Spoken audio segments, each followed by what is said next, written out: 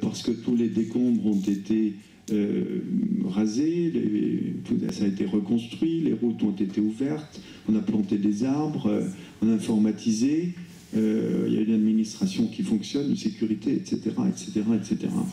Autrement dit, ça fait déjà longtemps que je le pense, et d'ailleurs je l'ai peut-être même dit dans une conférence ici, Gaza a pris le pouvoir déjà depuis longtemps. La révolution à Gaza, à mon sens, s'est faite bien avant les révolutions, bien avant Mohamed Bouazizi, bien avant la révolution tunisienne.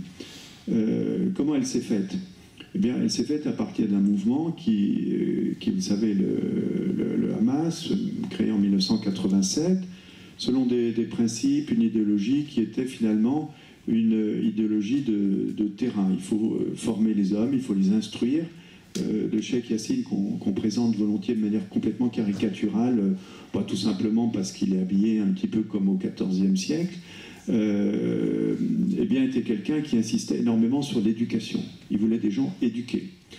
Et cette éducation, c'est fondamental pour former des esprits, et pour former des esprits de personnes qui résistent. Le Cheikh Yassine a créé en 1978 l'université islamique de Gaza. Et pourquoi est-ce qu'il l'a créée? Eh bien, vous vous souvenez qu'en 1967, les Israéliens ont envahi, ont conquis la bande de Gaza. Avant 1967, donc Gaza était administrée par l'Égypte et les études étaient gratuites. Autrement dit, les habitants de Gaza, les étudiants qui avaient un bon niveau, ils pouvaient faire des études universitaires gratuitement. À partir du moment où Israël a conquis la bande de Gaza, cette possibilité d'aller en Égypte a été coupée. Un certain temps, la Croix-Rouge a payé des bourses, et puis tout ça a été coupé. Et donc, il n'y avait plus la possibilité de faire des études universitaires, en particulier en Israël. Je n'ai personnellement jamais rencontré un médecin, par exemple, qui a été formé dans une faculté de médecine israélienne. Ça n'existe pas. Il n'y a plus de médecins, plus de 1000 médecins dans la bande de Gaza, et ça n'existe pas. Autrement dit, il y avait un besoin absolument crucial, essentiel, de création d'une université. Le Cheikh Yassine a très bien vu les choses et a créé cette université.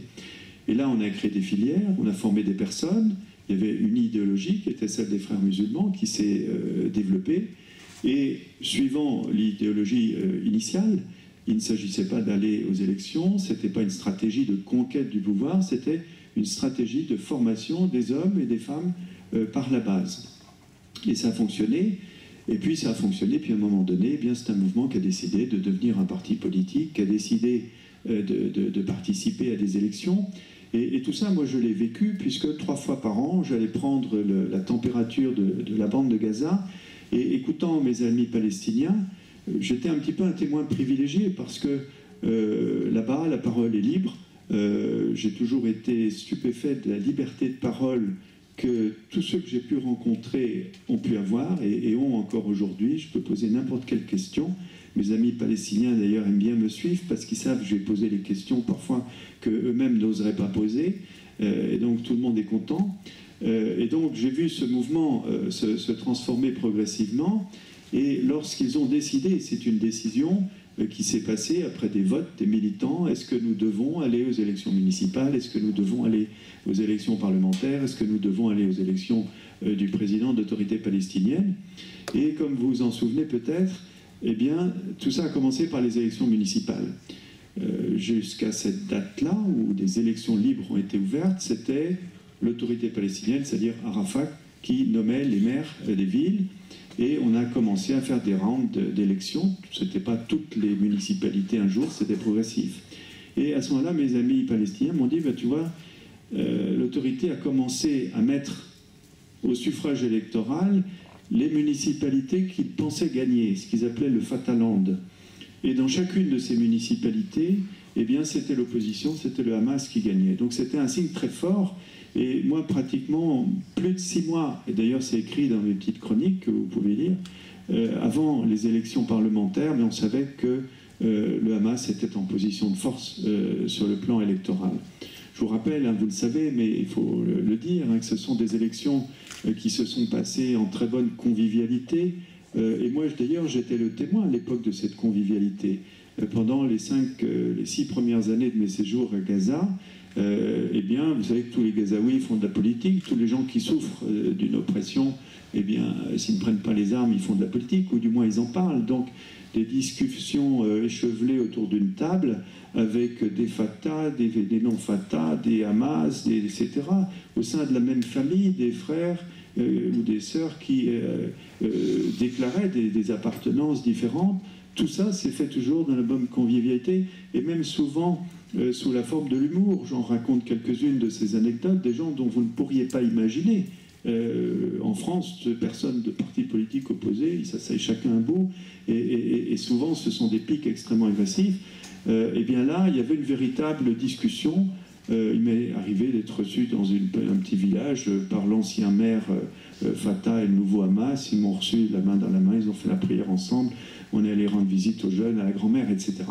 Autrement dit, cette séparation Hamas-Fatah, sur lequel les Occidentaux insistent en disant « bah oui, vous voulez vous libérer, mais il faudra au moins que vous vous réconciliez », vous voyez. Bon, ça n'existe évidemment pas au niveau du terrain, au niveau des personnes. Et puis, de toute façon, la diversité d'opinion, elle fait partie de la démocratie.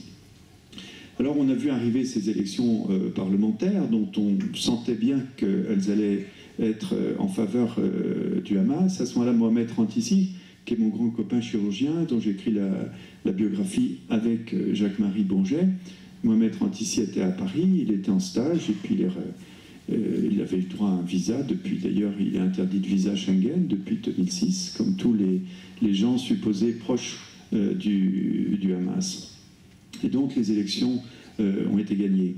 Et puis, j'ai vécu aussi cette période plus qu'incertaine. Je crois que c'est vraiment la période sans doute la plus dangereuse qu'on a vécue avec mes équipes. C'était la période entre les élections de 2006 et la prise du pouvoir du Hamas en juin 2007.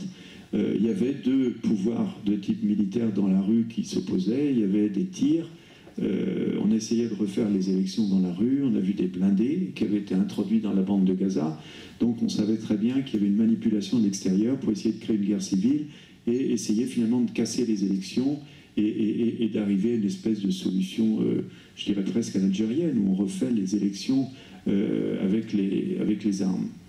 Et ceci n'a pas fonctionné.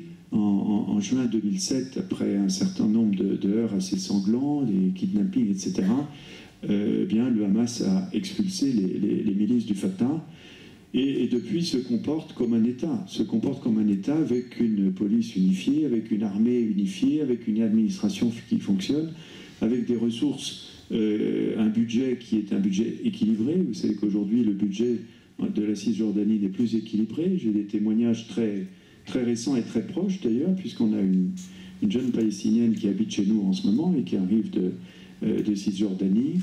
Il y a des émeutes, vous savez, très régulièrement. Les gens ont des difficultés économiques absolument énormes. Le prix de l'essence est pratiquement au prix parisien, vous imaginez. Il y a déjà 3 personnes qui ont essayé de s'immoler par le feu au cours de ces dernières semaines à Ramallah. Donc on voit qu'il y a un malaise extrêmement profond, qui est plus qu'un malaise, qui est une situation dramatique côté Cisjordanie. Et je pourrais dire que du côté de Gaza, il y a des salaires qui tombent, il y a des revenus, il n'y a pas d'arriéré de salaire. Je suis désolée que je ne peux pas parler en français, je parle qu'en arabe et en anglais, mais il se présente, il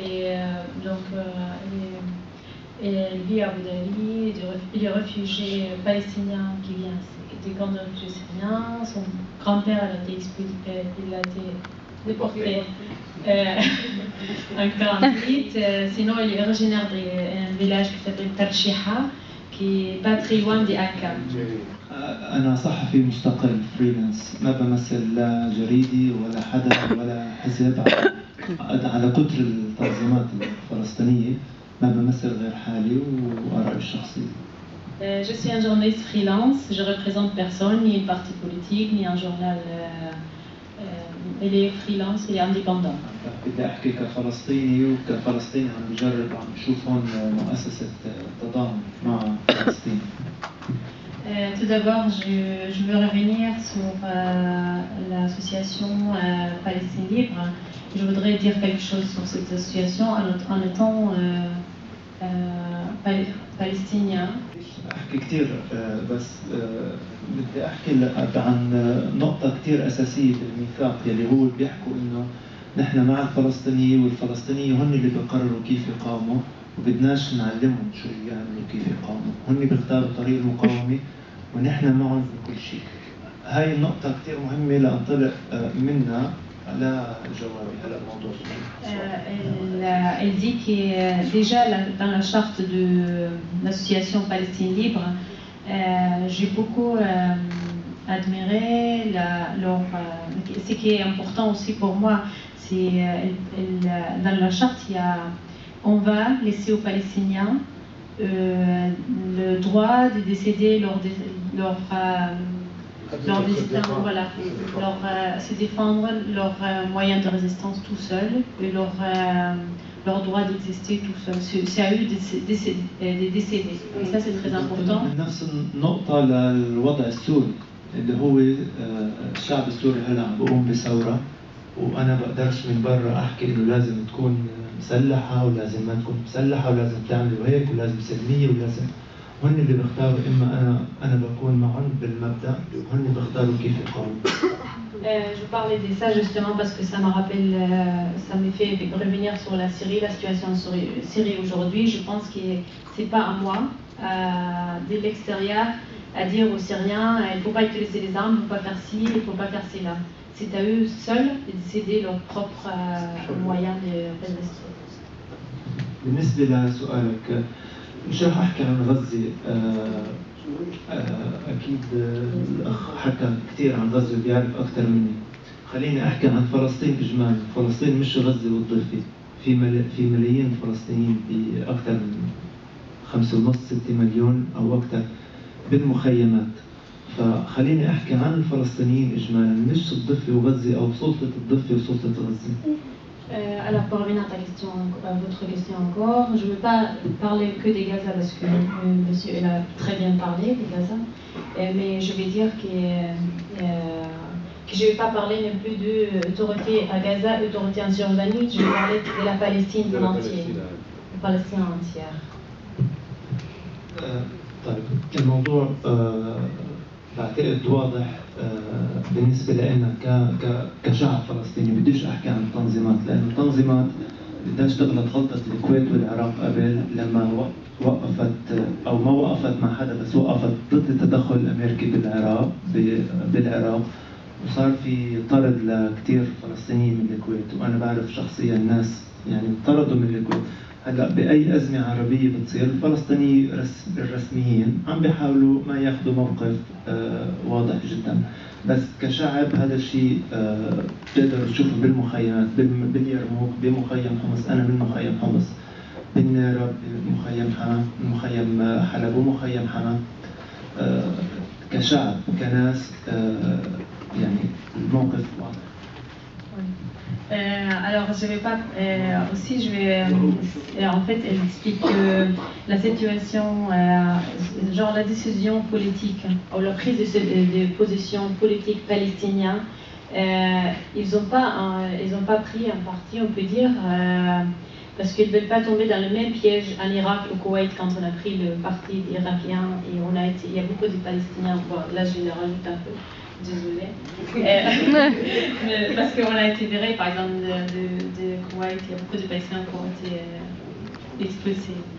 Et il parle aussi, là, il veut parler du peuple palestinien, surtout dans les camps de réfugiés, par exemple les Hamas.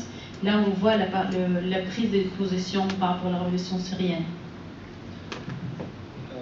لأنه إذا بفوتوا الفلسطينيين بأي نزاع داخلي بأي دولة، أنا هلا عم بسمي نزاع لأنه عم بيكون بيجي بسياق كونتكست، بس لما يفوتوا الفلسطينيين بأي نزاع هن الخاسر الأول راح يكون، لأنه هن الجهة الأضعف بكل الأحوال.